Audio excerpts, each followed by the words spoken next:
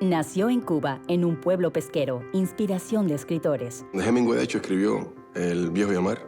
A los 15 años llegó a los Estados Unidos buscando libertad, pero no fue fácil. Yo soy de los que nunca me quejo, ¿sabes? Trato de acomodarme a donde estoy y hay que hacer lo que hay que hacer. Respeta sus principios y no le teme a nada. Me gusta y me ha gustado y me seguirá gustando arriesgarme en mi vida y no le tengo miedo al riesgo. Sabe lo que quiere y hacia dónde se dirige. Fui siempre de muy chiquito muy centrado en lo que quería lograr. Sus éxitos lo convirtieron en un suceso mundial. Me siento muy afortunado de poder haber tenido la oportunidad de trabajar en varios mercados. William Levy es un hombre sincero y directo, sin tapujos. He visto que muchos profesores, no todos, se sienten mejor preparados que los padres para sus niños, y eso es mentira. Con sus objetivos claros, porque confía en su instinto, su familia y en Dios.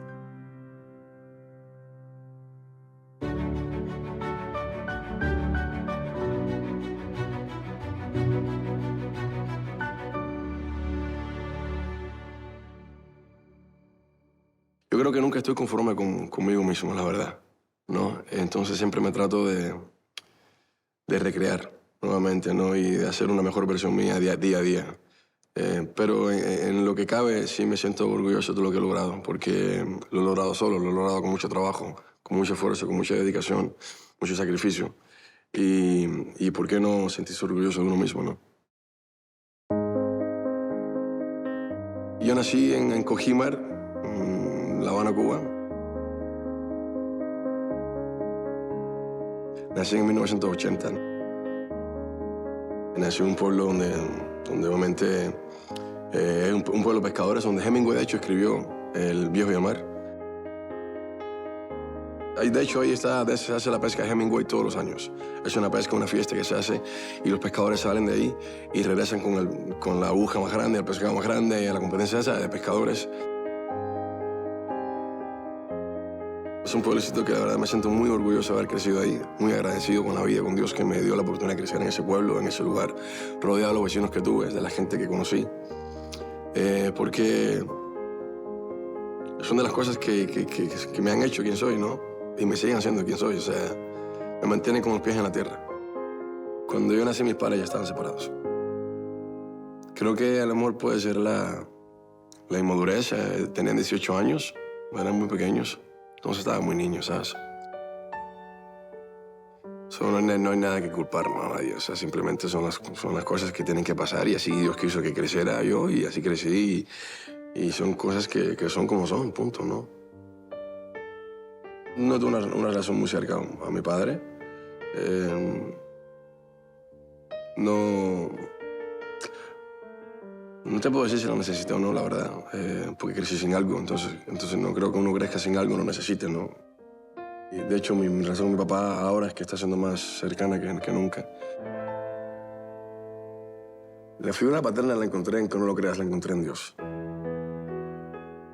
Y aunque físicamente estaba mi tío, estaban mis tíos, que son los que para mí fueron como mis padres, ¿no? Pero pocas veces estaban ahí, estaban trabajando en su vida, y yo poco a poco, sin querer, sin buscarlo, ¿no? Me vino esto de encontrar una figura paterna en Dios y ahí lo encontré. Y para mí ha sido mi padre, el que me ha guiado, con el que he hablado muchas veces. Me la paso hablando día a día con él todos los días, todas las noches.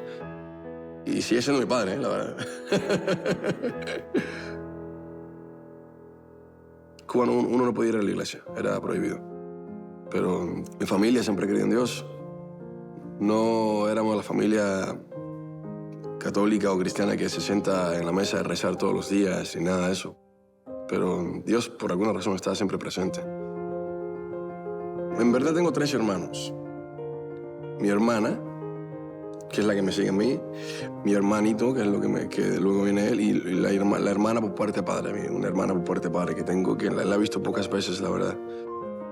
Pero con mi hermana y mi hermanito siempre ha sido una relación muy cercana, vivimos juntos, nos crecimos juntos. A pesar de que somos todos de diferentes padres, es como que eso nunca nos hace medio hermanos, ¿sabes? Porque escucho mucha gente que dice, no, mi medio hermano, mi media hermana. Y eso para mí me suena muy raro, porque para mí no es mi media hermana, es mi hermana, 100%. Cuando yo era un niño, creo que éramos como 11, en una casa de 2 cuartos. Ya poco a poco, como pasa la vida, se nos fue mi abuelo, mi bisabuelo, y mi tía se fue, se casó, mi mamá se fue a vivir con alguien más, mi papá con mi padrastro. Y yo me quedé viviendo con mi abuelita. Éramos ya en ese entonces 7 a la familia, con 2 cuartos. Pues compartíamos las camas. Mi abuela, yo, mi primo y mi hermanita.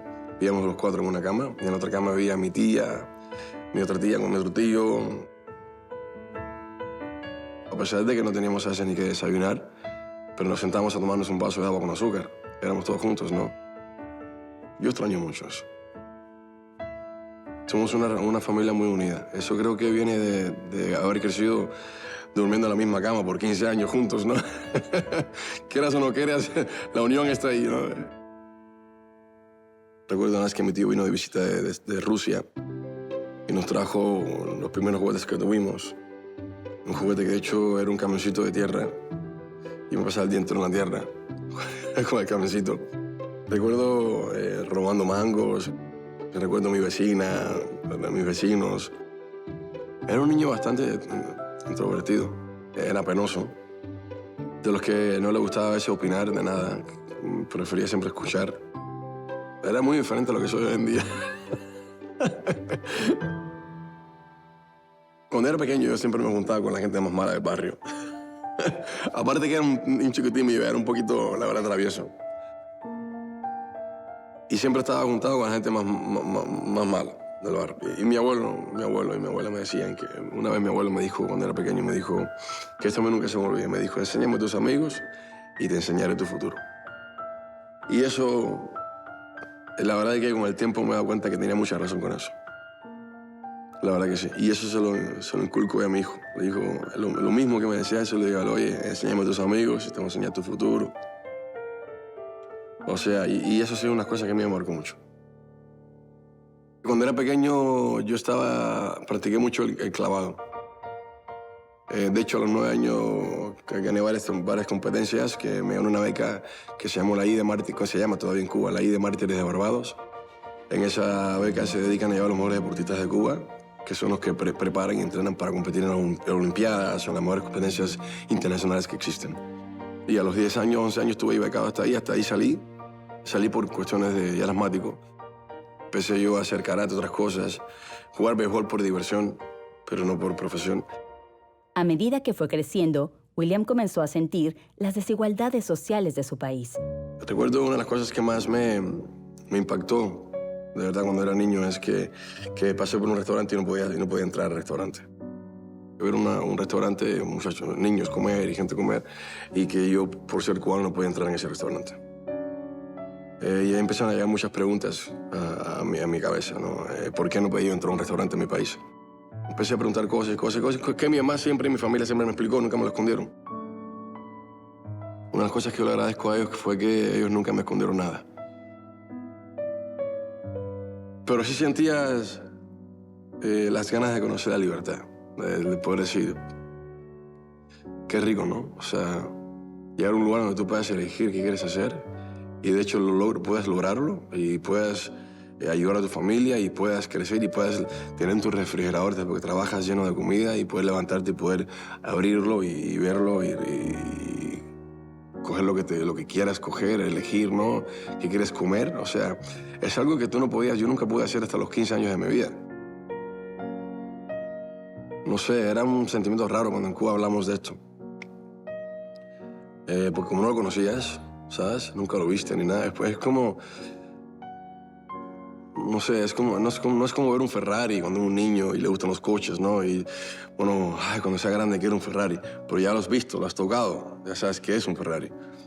El querer estar en Estados Unidos y nunca haberlo visto, nunca haberlo vivido, nunca haberlo sentido, nunca ver nada, uno no sabe.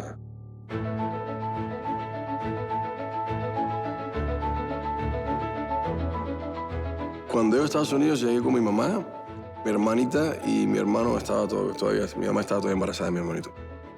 Y vinimos con mi padrastro y sus hijos. Aquí estaba mi tío ya, que tiene mis 2 tíos, que fueron una parte clave en mi vida, donde nos ayudaron a todo lo que necesitábamos acá en Estados Unidos. Dejar a mi familia fue algo que me marcó mucho en mi vida. Y me recuerdo que en los primeros meses casi todas las noches lloraba, extrañando a mi abuelita. Pero son de las cosas que hoy en día agradezco, ¿no? Yo creo que todos esos cambios que uno vive son los que te van formando. Yo soy de los que nunca me quejo, ¿sabes? Trato de acomodarme a donde estoy y hay que hacer lo que hay que hacer. No cambiar quién soy, pero acomodarme a lo que estoy, en donde estoy, ¿sabes? Si estoy en el piso y durmiendo, pues me acomodo en el piso. No quiere decir que voy a cambiar mi forma de cuerpo para dormir en el piso, ¿no? O sea, pero me acomodo al piso, ¿sabes? Si duermo en una cama, me acomodo a esta cama, al sofá me acomodo en el sofá, sí, riquísimo, ¿no? Y duermo riquísimo. Y eso es lo que traté siempre de hacer, acomodarme, sentirme cómodo donde estaba yo. Lo primero que hice cuando llegué a Estados Unidos fue probar la manzana, porque fue lo primero que vi yo en casa de mi tío cuando salí del aeropuerto y llegué a su casa. Lo primero que había era una manzana, un de esos de manzana, y me la comí. Y la saboreé como nunca en la vida. Fue la primera vez que comí manzana. Hasta los 15 años que yo llegué a Estados Unidos, yo toda mi vida nunca pude elegir qué quería comer. O sea, hoy en día tú eliges, cualquier niño elige qué quiere comer. ¿Qué quieres comer? Es lo primero que un padre le dice a un niño. ¿Qué quieres comer? Eso en Cuba nunca lo escuché. ¿Qué quieres comer? Hasta los 15 años que llegué a Estados Unidos. Todo el día la gente dice esas cosas y no saben lo verdad, lo bien que están, ¿sabes? A veces piensan que están mal. ¿Qué quieres comer? Este niño no sabe qué comer y esto se voltean. Entonces se la pasan quedando y en verdad no saben que son gente que están bien. El poder decirle a tu hijo, ¿qué quieres comer? Eso es algo increíble. Eso es algo que yo creo que todos los seres humanos deberían de, gracias a Dios, todos los días, poder preguntarle a tus hijos, ¿qué quieres comer? Que tú puedes darle diferentes cosas.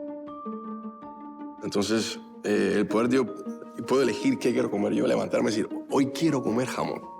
Mañana quiero comer carne. No, y mañana quiero comer pollo. Y mañana quiero comer atún. No.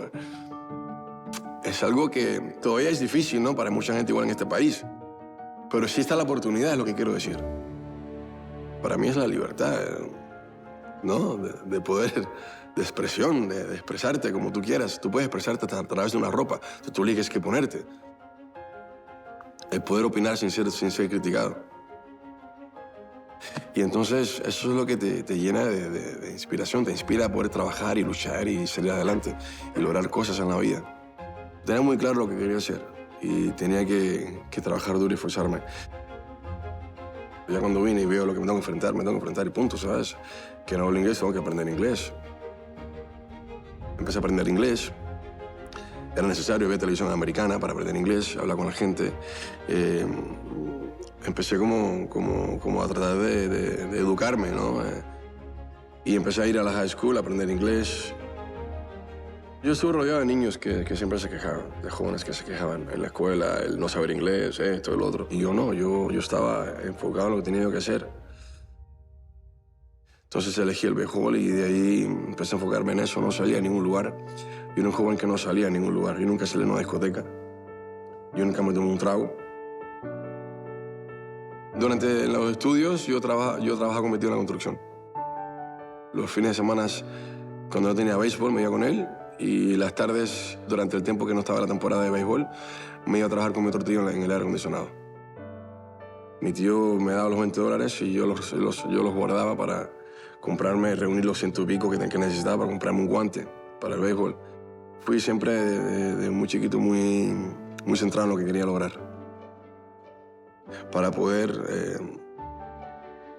llegar a una universidad y estudiar una carrera.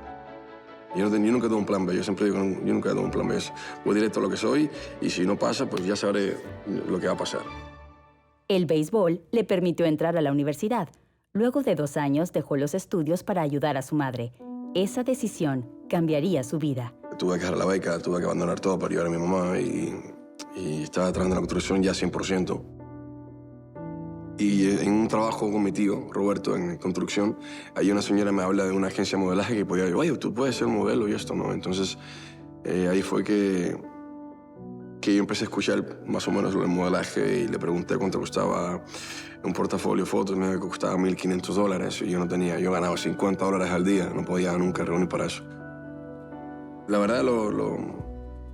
al lo quité como opción de carrera. Pero luego le voy a pagar un ticket a mi mamá de coche a Miami Beach. Y voy, y saliendo del lugar, parqué bien lejos porque no podía, si parqueaba en cerquita del lugar, me costaba el estacionamiento costaba $5. El cuento tenía 10 y dije, no, con esto pago la gasolina, eso parqué bien lejos. Y regresando empezó a ver, me meto en un edificio para esperar que escampe y en el edificio estaba la agencia de la misma agencia que esta chica me había contado. Pues yo subí y pregunté cómo se puede ser modelo y a la media hora salí con un contrato de ahí. Y el próximo día estaba trabajando y literalmente el próximo día me ganó un trabajo que lo empecé a firmar al tercer día estar en la agencia. Empecé a hacerlo y fueron $1,250 al día de trabajo. Yo no podía creerlo. Y tuve que llamar a mi tío con toda tristeza y decirle que no voy a estar más trabajando con él ganando $50 al día porque iba a ganar $1,250 al día.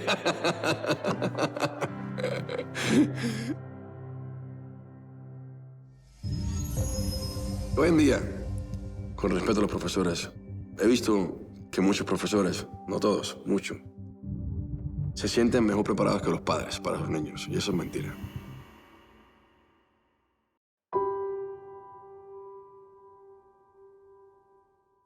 El modelaje llevó a William al camino de la actuación, pero aún tenía mucho que aprender. En el modelaje me tocó hacer muchas cosas, ¿no? Hice pasarelas, hice un montón de cosas. A mí me atrae un poco la ropa, me gusta vestirme. Hay gente que le gusta mucho y de hecho se divierte mucho haciéndolo, ¿no? Y lo disfrutan demasiado. Yo no podía. Pero del mundo de modelar a mí, la verdad, nunca me llenó mucho. Yo necesitaba hablar en las fotos. Necesitaba bailar, necesitaba moverme. Yo soy de más de movimiento, me gusta más el movimiento. Y las fotos son muy fijas, ¿no? De hecho, se llaman fotos fijas. Fue algo que no me sentía, la verdad no era lo mío. De hecho, de verdad cuando lo hice lo que encontraba era como un comienzo de la actuación. Y de momento empecé como que a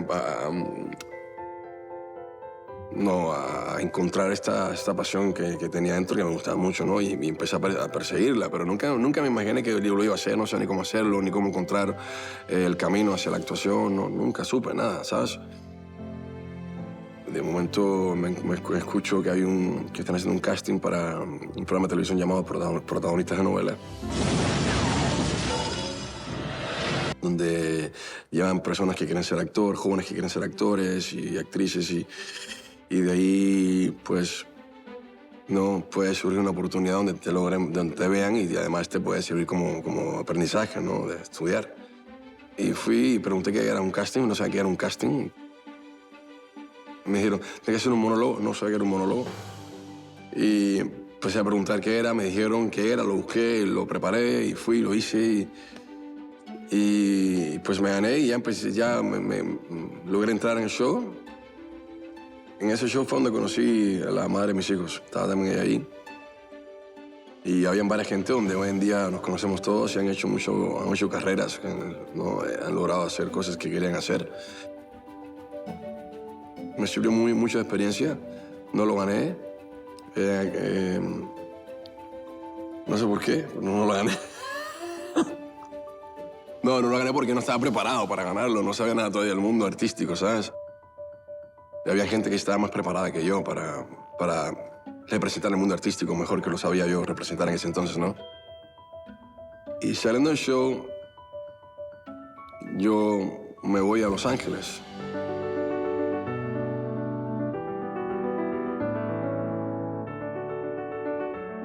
Yo me dedico 100% a estudiar lo que es la actuación. Y a dedicarme a perseguir este sueño ahora que me acaba de entrar en mí de lograr una carrera en el mundo de la actuación, ¿no? Entonces me voy a Los Ángeles, me rento un apartamento donde habían 7 gente. Me tocó sacrificarme bastante, la verdad que sí. Pero eso es la parte bonita de todo esto, ¿no? Que a pesar de que estaba en un país donde vivía mejor y tenía más facilidades, tenía más cosas que elegir, todavía había un sacrificio que hacer, ¿no? Y que yo creo que a veces la gente no entiende. El hecho de que tengas esto y tengas lo otro no significa que no tienes que parar de sacrificarte. El sacrificio siempre va a seguir. De hecho, mucha gente cree que porque yo hoy en día tengo lo que tengo, que no me sacrifico. Al contrario, hay que sacrificarte todavía aún mucho más, ¿no? Entonces, uno en la vida no para de sacrificarse. Y de ahí empezó ya, me pasé los años estudiando en Los Ángeles, cine. Elizabeth y yo estábamos los dos todavía buscando nuestro primer trabajo. Y ella me dice que está embarazada. Yo estaba en Puerto Rico haciendo una obra de teatro, que era lo primero que estaba haciendo yo. Yo ganaba creo que $120 en el fin de semana. Y le digo yo a ella, tengamos al niño. O sea, tengamos al niño porque me gustaría que alguien me diga papá. Y no pensando en ella, sino también en ese momento pensé que lindo que alguien me diga papi, ¿no? O sea, qué bonito, ¿no? O sea, y le dije, no, tranquila, tengamos este bebé y yo haré lo que tenga que hacer. Si tengo que trabajar 2 veces al día, 2 trabajos, lo hago, ¿sabes? No pasa nada. Y fuimos a Miami a un casting que estaban haciendo en Miami, acá, en Venevisión, en aquel entonces. Hicimos el casting, ella estaba ya embarazada. Y ella me dijo, qué lío, que estoy embarazada. Le digo, no le digas nada, cállate la boca. Digo, no, eso te ocurre a ti decirle que estás embarazada, no te van en el trabajo, o sea, los embarazados después. Esto escóndelo hasta que se pueda esconder esa barriga. Y nos dieron el trabajo. Pues ahí ya los dos agarramos el trabajo, los dos. Y entonces ya con el tiempo tuvimos que decir la verdad, mira, está embarazada. Venevisión en aquel entonces se portó muy bien con nosotros. Dijeron no pasa nada, le escribieron qué personaje salía embarazada. Y ahí ya nosotros nos seguimos y bueno, ha hecho su carrera, yo he hecho mi carrera, ¿no? Creo que ha sido una cosa muy bonita. Y de ahí fue mi primer trabajo como actor. La primera novela que hice acá se llamó Olvidarte Jamás. Yo creo que el momento que hizo cambiar mi carrera fue cuando fui a México. Yo había hecho 3 novelas acá en Miami. Estaba dándome a conocer, pero no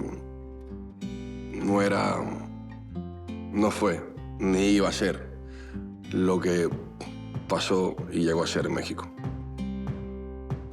Cuando escucho que Ale Estrada está haciendo un casting para una nueva novela de época en México, yo quería trabajar allá. Entonces mandamos unos videos que hicimos con mi manager en aquel entonces y se lo mandamos a su oficina, ella recogió las cosas, lo llevó a su casa. Es una historia que ella lo hizo. Y en su casa el DVD no estaba funcionando. Y cuando sale y que regresa, que ya el señor había arreglado el DVD, ella prueba el primer DVD y es mi DVD de lo que le había mandado a mi trabajo. Y lo ve y dijo, ¿quién es este? Entonces ahí fue que me llamó y fui a México. Y es un poco contarte lo que te voy a contar, pero es la verdad, ¿no? Yo estaba todavía trabajando en Venevisión y yo era exclusivo de Venevisión.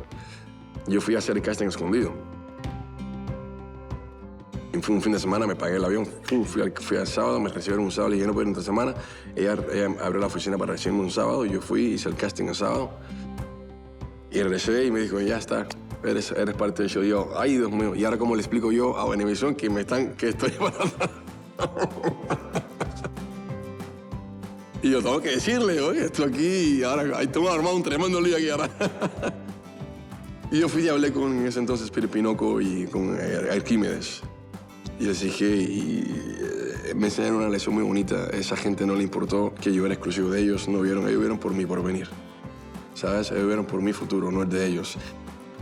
Y eso es una cosa que siempre les voy a agradecer a Venevisión y a Peter y a Arquímedes, que fueron capaces de decir, hermano, ve, hablaron con Carla, hablaron con Televisa en aquel entonces, y dijeron, ve y vamos a escribir que en la serie, en la historia, te fuiste de viaje, ve, empieza a grabar allá tu novela con Carla y nada más que nos dejen que regreses para grabar el final. En aquel entonces yo estaba grabando Acorralada y me dejaron ir.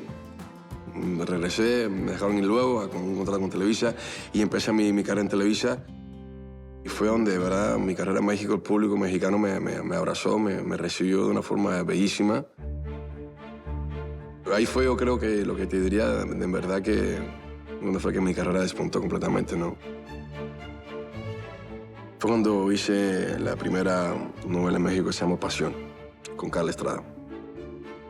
Muy agradecido con la gente de México, que fueron los que, ese público fue el que, ¿verdad?, me abrazó, y toda Latinoamérica después de ahí, vino Latinoamérica entera y me ha recibido un cariño, me ha recibido de una forma hermosa, ¿no? En el 2008, William incursionó en el cine y filmó su primera película. Mi primera película que yo hice fue Retazos de Villafán en Ecuador. Y una experiencia muy bonita, la verdad. Estar en Ecuador con la gente, también ya me conocía y me daba muchísimo cariño cuando llegué. Pasé un mes comiendo todos los días seco chivo. O sea, era algo increíble. No, yo se lo digo a la gente que conozco siempre de Ecuador, les digo que para mí una de las comidas que he comido más rico ha sido en Ecuador. Y el seco chivo, eso es como que una de las cosas favoritas mías. Es chivo en salsa. Pero es yo no sé cómo te voy a explicar, es algo que ellos saben cómo hacerlo. Es una cosa extraordinaria. Y una de las cosas que trato de inculcarle a mis hijos y a cualquier persona que me pida un consejo o algo es que siga su instinto. Te voy a decir por qué te digo esto. En Cuidado con el Ángel habían 3 oportunidades de yo trabajar. Había una novela que me estaban ofreciendo a las 7 de la noche. Había una novela que me estaban ofreciendo a las 6 de la tarde. Y había una novela que me estaban ofreciendo a las 4 de la tarde, que era Cuidado con el Ángel. Pues yo dije, bueno, si me voy a las 6, 14, puedo subir quizás, si subo 2 puntos de rating, que eso casi no sube. No pasó nada. Si bajo el rating, sí pasó algo mal. Si voy a las 7, lo mismo. De 16 puntos a 18, cabrón subirlo, pero sí se puede bajar. A las 4, está cabrón bajarlo. O sea, a las 4, que bajarlo a 4 puntos de rating, eso es más difícil que subirlo. Yo dije, vamos a hacer las cosas adecuadas, vamos a hacer las cosas inteligentes. Y voy a las 4. Si yo logro subir el rating a las 4, bien arriba, se va a notar muchísimo más que si logro subir un rating de 2 puntos, no. Y dije, pues a las 4. Y todo el mundo me decía que era lo que estaba tomando la decisión equivocada en mi carrera. Y a lo mejor sí, para muchos sí. El resultado final fue que el rating de las 4 lo subimos a 21 puntos de ratings, con Cuidado con el Ángel. Por encima de la telenovela que estaba a las 6 y a las 7. Entonces, obviamente, lo que pasó fue algo muy grande. Y fue muy notado. Y eso fue lo que me llevó a mí y me despuntó mi carrera. O sea, el hecho de que lo que estábamos haciendo estaba vendiendo, ¿no? Y el público estaba aceptándolo, lo que estábamos haciendo. Entonces, fue algo, no solamente por mi parte, obviamente, ¿no? Fue parte del elenco entero. Y para mí fue toda la producción, ¿no? Cuidado con el Ángel fue un éxito mundial. Entonces, de ahí vino después un contrato de exclusividad con esta cadena, que fue muy grande. Y vino Sortilegio, que ya fue entonces con Carla Estrada.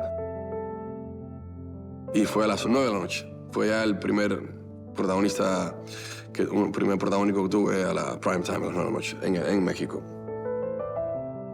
De Sortilegio, yo dije, quiero probar otras cosas. No, y dije, voy a Los Ángeles, a ver qué pasa. Y ahí fue que empecé yo ya a ir acá y allá y a probar otras fronteras, ¿no? Y a ver otras cosas. Hasta que he llegado hasta donde estoy hoy.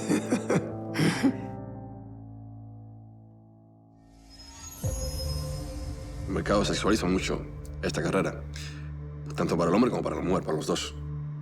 Yo me he sentido muy sexualizado, o sea, siempre quieren que te quite la camisa.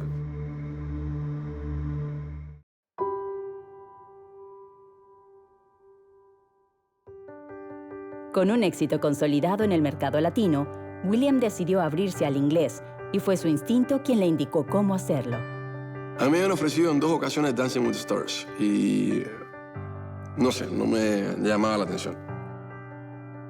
Como siempre he dicho, no era el momento. Mi instinto me decía que no.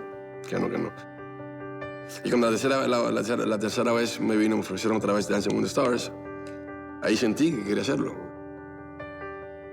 Es que, sabes, es raro.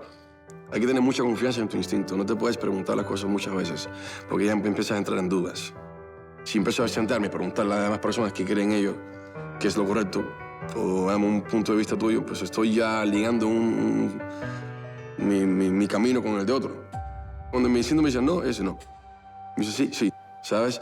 Y nunca quiero hacer las cosas porque haber cambiado de opinión. O sea, ya tuve mi instinto y tengo que ir encima de eso.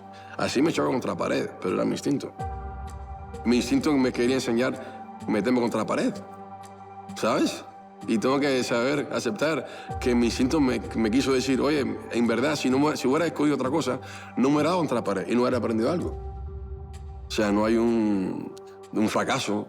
Para mí eso no existe en mi vida. Estaba supuesto a aprender de esto algo, ¿sabes? Y de todo lo que se ve como un fracaso es lo que más yo aprendo. De eso es lo que más yo aprendo, ¿sabes? Empiezo a hacer el crossover a través de Dancing with the Stars.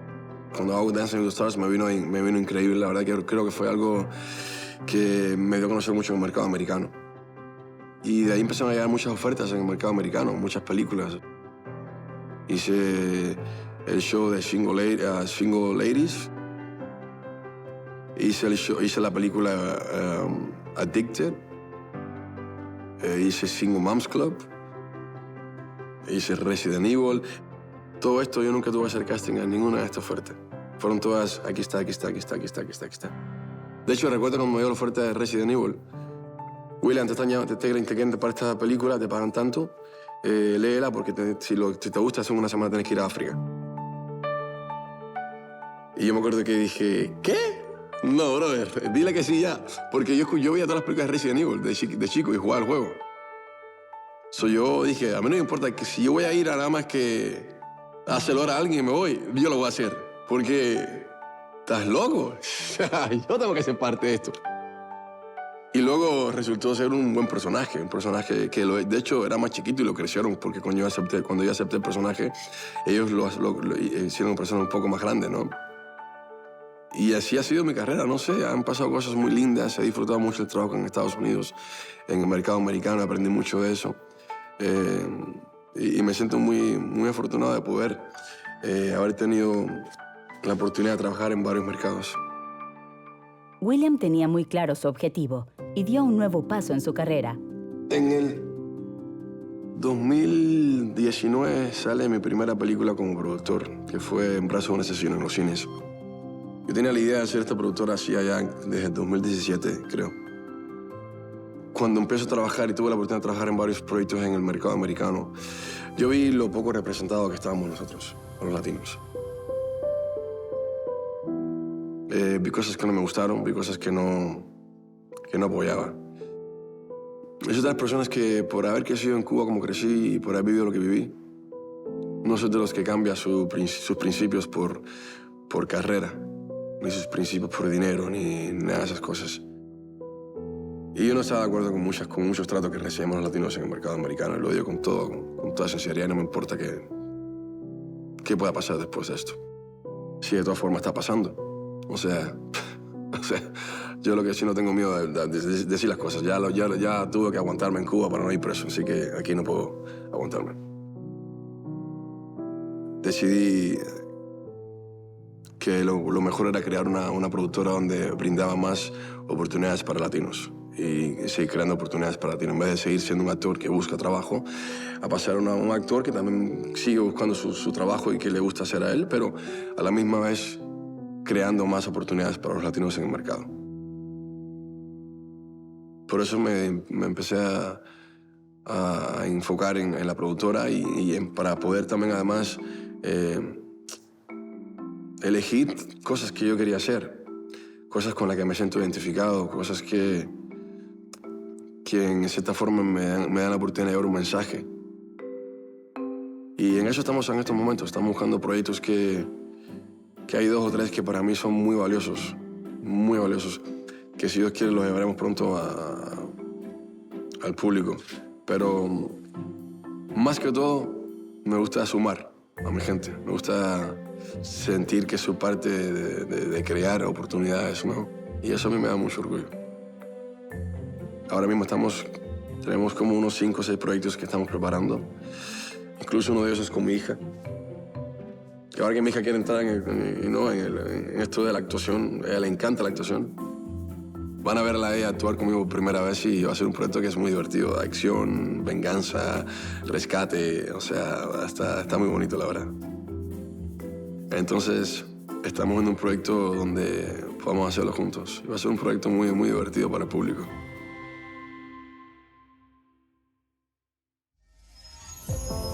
Y me enfoqué más en lo que era ya el mercado americano. Y luego en algunos programas de televisión me quisieron criticar porque yo estaba intentando ir al mercado americano, como si yo estaba abandonando al mercado latino. Era algo tan ridículo, ¿sabes?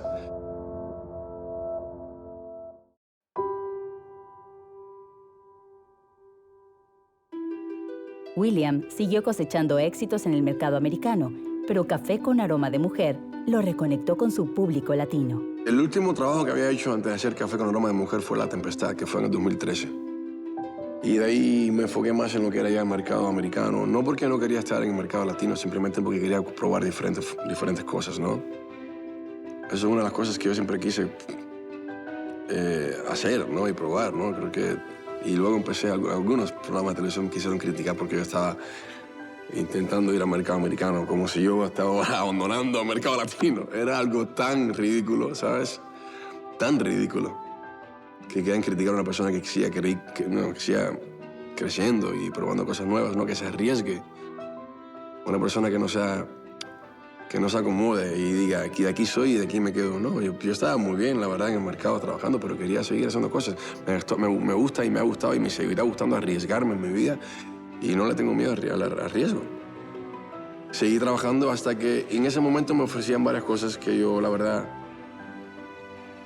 no me llamaban la atención, no porque dónde eran, sino porque en el proyecto no me llamaba la atención. La intuición me decía, no lo siento, ¿no? Además, si quería enfocarme en abrir mi productor y en crear lo que quería, tomaba tiempo y dedicación en hacerlo. Y entonces llega Café con Aroma de Mujer. Y fue una de las cosas que dije, yo creo que esto es lo correcto para regresar al mercado latino otra vez y hacer algo nuevo. Primero era en Colombia, nunca había trabajado en Colombia, no conocía Colombia. En sí era todo junto, ¿no? Un conjunto de cosas que me brindaban algo nuevo, algo diferente. Y me fui, dije, esto creo que es lo correcto. Y tuve que decirle que a varios proyectos que no, a proyectos americanos. Yo dije que no y que no importa, ¿sabes? Porque lo que quería hacer era eso, en el mercado latino. Y lo hice y la verdad fue una experiencia muy bonita. Estuvo muy difícil porque en aquel entonces me tocó separarme de mi hijo. Mi hijo en ese momento estaba con el accidente que había acabado de tener. Tuve que dejarlo a él, con la mamá solamente y con la hermanita. Y tuve que ir a trabajar. Y estaba completamente yo aislado, estábamos aislados todo el mundo en el eje cafetero trabajando, porque fue durante la pandemia. Entonces fue un momento muy difícil. Pero creo que mi intuición estuvo correcta. Y ha sido, gracias a Dios, un éxito en el mundo entero. La gente lo ha aceptado muy bien.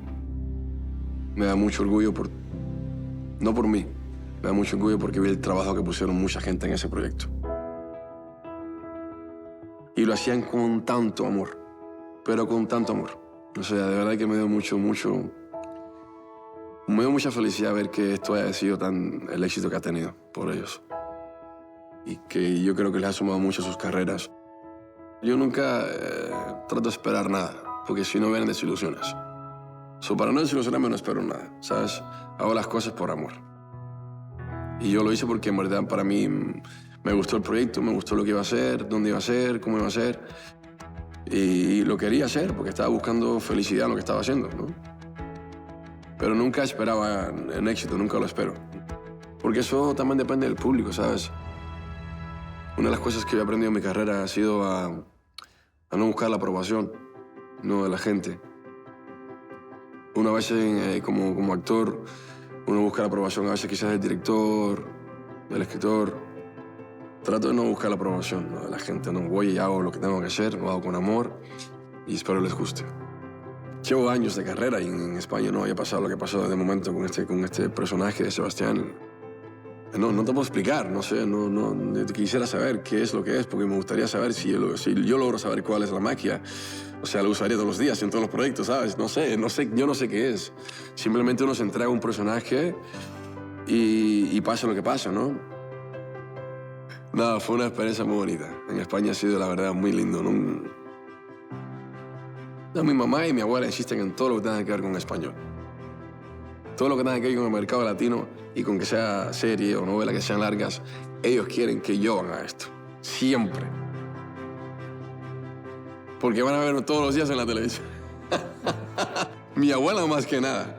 Ay, por favor, papi, voy a verte aquí en la casa todos los días. Y yo, Mima, es que tú no entiendes que no es porque yo no quiera hacer esto, es que son 8 meses fuera sin ver a mis hijos, casi nunca lo veo, Mima. Que son trabajo de 12 de lunes a sábado. O sea, no es que no quiera hacerlo, es que ya el trabajo ya es durísimo, porque es duro para todo el mundo, ¿sabes? Y eso es lo que a veces la gente no piensa, ¿sabes? Y eso ya, a esta altura de la vida, uno está buscando ya más tranquilidad, ¿no? Qué locura, porque luego 20 cenas al día, de lunes a sábado, ya no se puede. Ya porque tampoco los niños están en una edad que ya los niños también necesitan mucho de uno, ¿sabes?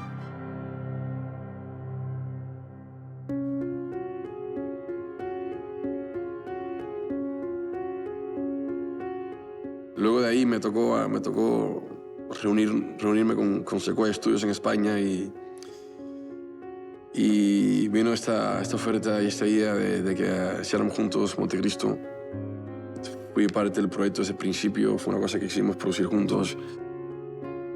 Y yo quería siempre hacer Montecristo, fue un proyecto que a mí me gustó mucho.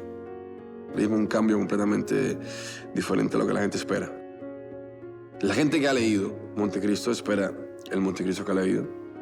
Y sí, hay un corazón de Montecristo, pero hay una historia completamente diferente. Estamos ahora es moderna, es actual. Y hay que cambiar muchas cosas, adaptar muchas cosas a lo actual, ¿no? Entonces, eso implicaba hacer muchos cambios. Pero es un proyecto del cual me siento muy orgulloso. Creo que hicimos algo donde le entregamos todo el amor a este proyecto, como siempre lo he hecho. Igual todo el mundo le entregó un grandísimo tiempo y amor para sacar un proyecto adelante. Y creo que la gente, la verdad, sin esperar nada a cambio, pero creo que la gente va a disfrutar mucho este proyecto. Para William, el paso del tiempo es inexorable y la vejez no le preocupa demasiado. La gente tiene que aprender a evolucionar con el tiempo, ¿sabes? Si no, sí te puede afectar. Y más en una carrera como esta, donde por alguna circunstancia u otra la sexualizan demasiado. Para mí, la verdad, no tiene ningún tipo de riesgo, ni en lo personal, ni me afecta en nada, porque así lo decido yo. Porque de hecho así no lo decide ni el mercado. El mercado busca otras cosas. El mercado sexualiza mucho esta carrera, tanto para el hombre como para la mujer, para los dos. Yo me he sentido muy sexualizado, o sea, siempre quieren que te quiten la camisa. Eso no solamente con la mujer, con el hombre también. Entonces, es con los dos. Es algo que si de verdad vives de esto, si lo vives así y si te preocupa mucho, ¿sabes? La aprobación de la gente, que eso pasa mucho hoy en día en cualquier cosa que elegimos, que estás buscando la aprobación de la gente todo el tiempo y eso afecta mucho a los niños. Por ejemplo, a mis hijos les digo, oye, no busques la aprobación de nadie, hermano. O sea, tú tienes que ser feliz con lo que tú eres, con lo que tú quieres, punto. Si buscas la aprobación de la gente, te va a afectar todo el tiempo lo que estés haciendo. Pero como no me importa eso, a mí no me interesa, entonces... a mí no me afecta en nada. Yo contento, yo evoluciono con la edad, ¿sabes? Uno madura, uno tiene otra etapa de la vida, entonces uno tiene que cambiar las prioridades en la vida, e incluso en la carrera. Yo no puedo esperar ser el mismo joven que tiene 21 años haciendo los papeles que hacía cuando tenía 21 años. Ya no es así. Muchos actores y actrices han estado en sus mejores momentos de sus carreras después de los 40. Un caso perfecto de eso es Frank Sinatra. Frank Sinatra después de Nueva York fue que se hizo Frank Sinatra. Lo que siempre yo creo que vemos es que el mercado y que la industria no exija mucho o no sexualice mucho los personajes y los proyectos. Porque todo tiene que ver con cómo te ves. Hoy en día eso tiene mucho que ver. Hay diferentes tipos de historias humanas, o sea, historias de un niño, de un joven, de un mayor, de una historia de amor que se conocen a los 50, a los 60. O sea, depende de que tú quieras contar, ¿sabes? Entonces, la carrera de un actor no puede terminar por la juventud.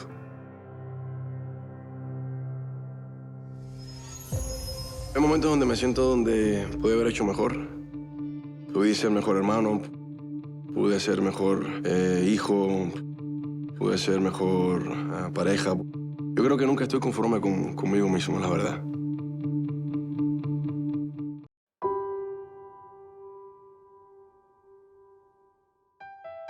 William conoció a Elizabeth Gutiérrez en el 2003 en el reality Protagonistas de Novela. Ambos son padres de Christopher y Kaylee. Mi relación con mis hijos es muy cercana, muy linda. Yo creo que es la relación más hermosa que tengo en mi vida, con mis hijos. Es una relación donde no espera nada de mí. Es una relación de cuando llego a mi casa, no me espera con algo para darme un abrazo. Vengo sin nada y me abrazan todos los días. Es una relación sin ningún tipo de interés alguno. Es una relación sin ningún nada. O sea, es una relación donde nada más te aman por amarte. Y lo único que quieren de ti es cariño y amor. Y es recíproca, porque lo mismo que quiero yo es eso, amor y cariño. O sea, no quiero más nada, no quiero más nada que eso, ¿no? Es una relación muy linda, muy cercana, muy abierta. Es una relación donde nos contamos de todo, ¿sabes? Yo soy muy cercano a ellos. Yo quiero saber qué pasa en la escuela con ellos todo el tiempo, cómo hablan los profesores, qué le inculcan, qué tratan de decirles. Porque hoy en día, con respeto a los profesores, he visto que muchos profesores, no todos, muchos profesores, se sienten mejor preparados que los padres para los niños. Y eso es mentira. Eso lo digo con toda honestidad, es mentira. Todos los padres quieren enseñar a tus hijos cómo deben de ser. En vez de enseñarle matemática, quiere enseñar cosas de la vida. Oye, eso no es tu hijo, es mi hijo. ¿Sabes? Yo soy el que lo mantengo, el que lo crío, es mi hijo, yo lo enseño y lo educo como yo quiero educarlo. Entonces, hay una confusión entre los profesores, que hoy en día los profesores creen que tienen todo el derecho y están más preparados que sus padres, que nosotros mismos para enseñar a nuestros hijos qué decir, qué opinar, cómo pensar, qué es bueno, qué no es bueno, de política, de sexo, de cosas que, no te equivoques. Ese es mi hijo, esa es mi hija, eso lo hablamos en casa, ¿sabes? Porque hoy en día han querido poner muchas leyes en las escuelas que yo estoy en desacuerdo con eso completamente. Completamente. Me opongo a eso. Entonces me le siento todos los días a ver qué le dijeron en la escuela. ¿Qué pasa? ¿Qué te dicen en la escuela? ¿Qué hablan? Y le he dicho, el día que mañana quieran meterte en la cabeza una forma de pensar o de ver, usted me lo dice a mí que yo a la escuela y hablo en ese momento. Eso no puede pasar. Y entonces es un tema que por eso yo trato de mantener una relación, no solamente yo, la madre también, Elizabeth también siempre está hacia arriba de ellos, ¿no? Que de hecho, aunque yo a veces no esté presente físicamente porque estoy trabajando lejos, sí estoy presente en lo que pasa con llamadas y hablo con ellos todo el tiempo y estoy arriba de eso porque es muy importante como padre es estar arriba de lo que está pasando en la escuela. Yo he tenido la oportunidad de ayudar a mucha gente. De hecho, he hecho muchas cosas que la gente ni sabe. He ayudado a muchas personas que la gente no sabe. Me ha tocado leer mensajes donde la gente en mi Instagram pide ayuda y yo voy y los ayudo. Y nadie lo sabe. Yo he hecho más que la gente no sabe de lo que la gente ha sabido. Y yo creo que eso es lo que en verdad uno tiene que hacer. Uno tiene que ayudar por amor, no por conveniencia. Mucha gente ayuda porque quiere que el mundo entero sepa que hicieron algo bonito por alguien. Aunque hoy en día no estaría mal hacerlo. Yo lo había así antes. Hoy en día creo que ya debería ser hasta un deber hacer algo bueno. Bueno, un deber no, porque nadie debería hacer nada. Pero sí sería bueno, ya que hoy en día la gente hasta haga cosas buenas y lo enseñe, lo publique. Porque con tanta mierda que hay en las redes sociales, no sería malo estar viendo más cosas y llenar las redes sociales de cosas lindas, ¿sabes? De poner ejemplos de cosas bonitas, lo que la gente hace en ayuda, hasta esto, porque lo único que tú ves en redes sociales son cosas negativas.